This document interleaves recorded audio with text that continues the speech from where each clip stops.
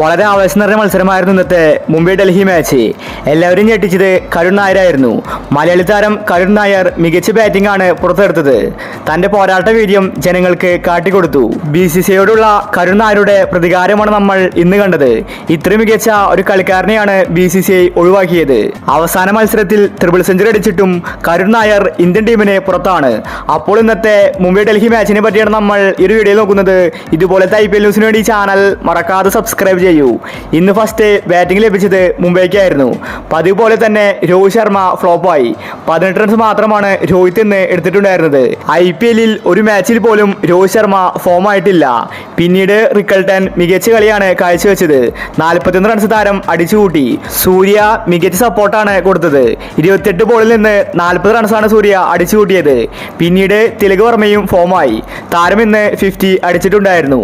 ഇതോടുകൂടി കൂറ്റൻ ടാർഗറ്റാണ് മുംബൈ ടീമിന് ഇന്ന് ലഭിച്ചത്.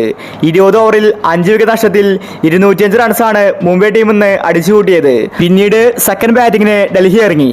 അവർക്ക് തുടക്കം തന്നെ മോശമായിരുന്നു. അവരുടെ ഓപ്പണർ ഡക്കിൽ പുറത്തായി. പിന്നീട് വന്നത് കരുൺ നായരായിരുന്നു. കരുൺ നായർ വന്നതും ക്രിക്കറ്റ് ലോകം മൊത്തം ഞെട്ടിയെന്ന് തന്നെ പറയേണ്ടിയിരിക്കുന്നു. അതുപോലത്തെ ബാറ്റിംഗ് ആണ് താരം ഇന്ന് പുറത്തെടുത്തത്. സിക്സറുകളും ഫോറുകളുമായി സ്റ്റേഡിയം മുഴുവൻ കരുൺ നായർ നിറഞ്ഞു കളിച്ചു. ഇന്ത്യൻ ടീമിൽ കളിക്കുന്ന താരങ്ങളെക്കാൾ മികച്ച പ്രകടനമാണ് കരുൺ നായർ ഇന്ന് പുറത്തെടുത്തത്. ഈ ഒരു മലയാളി താരത്തെ വിട്ടുകൊടുത്തത് BCCIക്ക് നഷ്ടം തന്നെയാണ്. കരുൺ ഇന്ന് 40 ബോളിൽ നിന്ന് 89 റൺസാണ് അടിച്ചുകൂട്ടിയത്. 12 ഫോറും 5 സിക്സും താരത്തിന്റെ ബാറ്റിൽ നിന്ന് പിറന്നു. കരുൺ പോയ ശേഷം ഡൽഹിയുടെ സ്കോർ മെല്ലെയായി.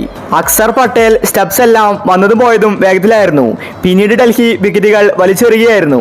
എന്നാൽ ഒരു ഭാഗത്ത് KL രാഹുൽ വിക്കറ്റ് കളയാതെ പിടിച്ചു നിൽക്കുന്നുണ്ടായിരുന്നു. അപ്പോൾ ഇന്നത്തെ കളിയെ പറ്റി വിലയിരുത്തിയാൽ രണ്ട് ടീമും നന്നായി കളിച്ചിട്ടുണ്ട്. പ്രത്യേകിച്ച് എടുത്തു പറയേണ്ടത് കരുൺ നായരുടെ ബാറ്റിംഗ് ആണ്. അപ്പോൾ കളിയെ പറ്റി നിങ്ങളുടെ അഭിപ്രായങ്ങൾ താഴെ കമന്റ് ചെയ്യുക. ഇതുപോലത്തെ IPL ന്യൂസിന് വേണ്ടി ചാനൽ മറക്കാതെ സബ്സ്ക്രൈബ് ചെയ്യൂ.